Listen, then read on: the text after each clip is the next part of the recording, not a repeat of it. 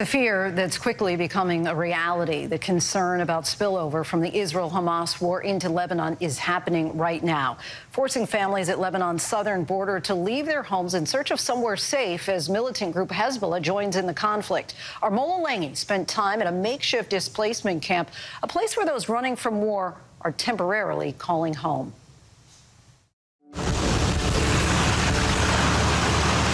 Lebanon.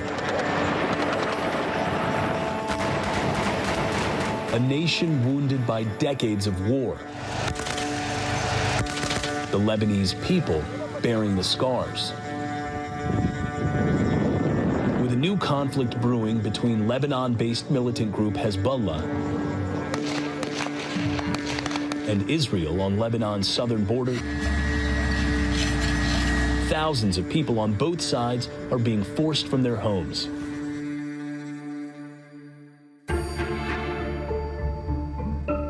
On the Lebanese side, many have come here, a schoolhouse in the town of Tyre, about 12 miles from the border with Israel. Families trying to go on with the chores of daily life, but far from home. Is your family scared? Little, yeah, scared for me.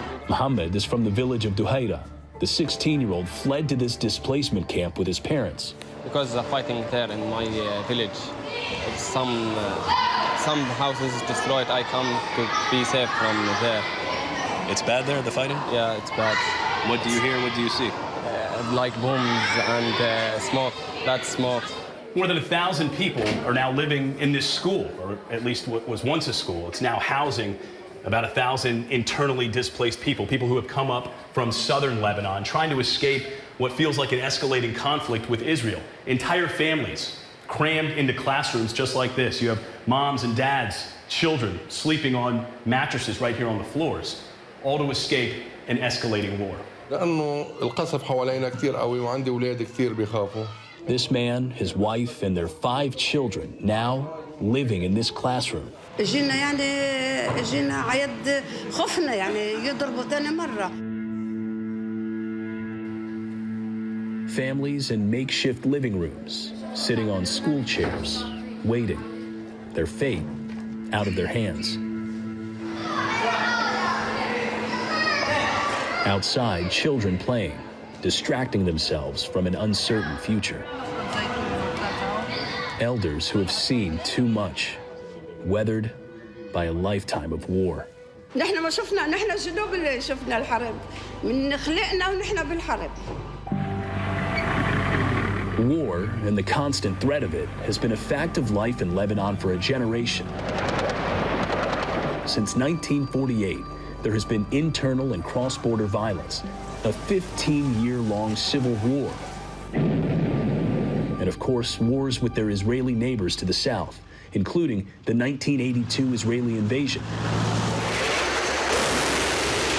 And most recently, the 2006 war in Lebanon, a month-long conflict between Israel and Hezbollah, who's supported by the Iranian regime. Fighting over the years, focusing on the border between Lebanon and Israel. Small border towns and villages caught in the crossfire, with tens of thousands of combined casualties and millions of people reportedly displaced. We are always afraid that we will attacked by Israelis. This is constant fear. Yes. Hassan Hamoud is helping those fleeing this fight.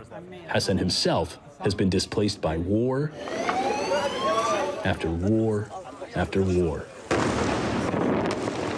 In 2006 and in 1996, in 1993, in 1982, in 1978.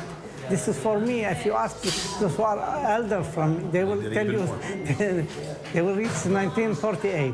So it is hard. Now, a new generation experiencing the same old story. 2006, the war. What happened to your village then? It's destroyed, yeah, in my village. And what did you do after? You have to rebuild? Yeah, rebuild, then we be in my village. Yeah. So you rebuild, and now maybe another war. Yeah. After the October 7th attack by Hamas on Israelis and the subsequent aerial bombardment of Gaza by Israeli defense forces, There are fears that the small-scale border clashes will further escalate.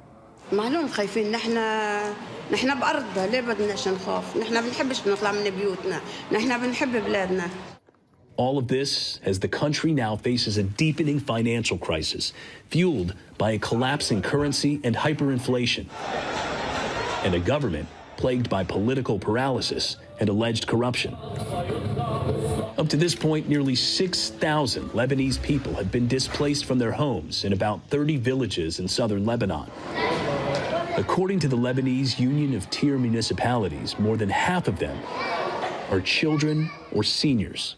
I know you want to help as long as you can, but how much longer can this last? We can't plan for tomorrow. The need is more than that we have. This is all I know because of the situation of the Lebanese government and even the NGOs, they are not preparing for this situation. Day to day, war to war, the way of life for many in Lebanon. These people, worst case scenario, they don't know if they're going to have homes to go back to. The situation in Lebanon, no one can answer really when we can get back again or when the peace will be again. So many now plagued by uncertainty. Our thanks to Mola.